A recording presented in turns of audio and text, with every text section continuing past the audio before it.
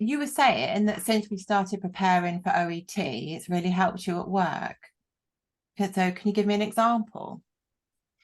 Mm, yeah, actually, when we were doing the speaking part, you told me that I seem to be in a rush, that you as a patient feel that I don't have time for you. Oh yeah. And yeah, and I started to think about it at my work because in psychiatry, it's mostly about speaking. And I felt that I don't give enough space for my patient. And I started to slow down a bit and make some kind of therapeutic pauses. So the patient can have some space for him.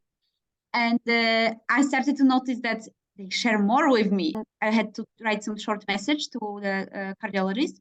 And I started to think, well, maybe I just should focus what the reader needs to know.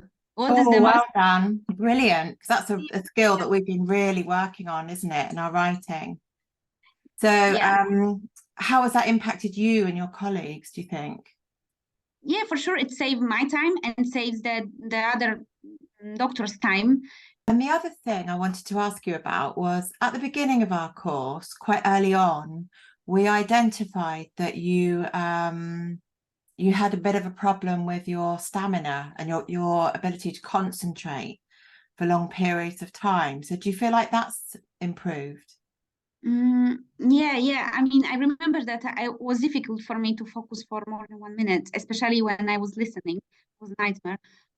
Now I really feel that I am able to follow the conversation, because I'm listening. I started to listen podcast in English, and when I'm listening to interview, I am. I don't have to always stop and come back. I can just follow the conversation, and I feel the jokes. And I mean, it's incredible how I feel the difference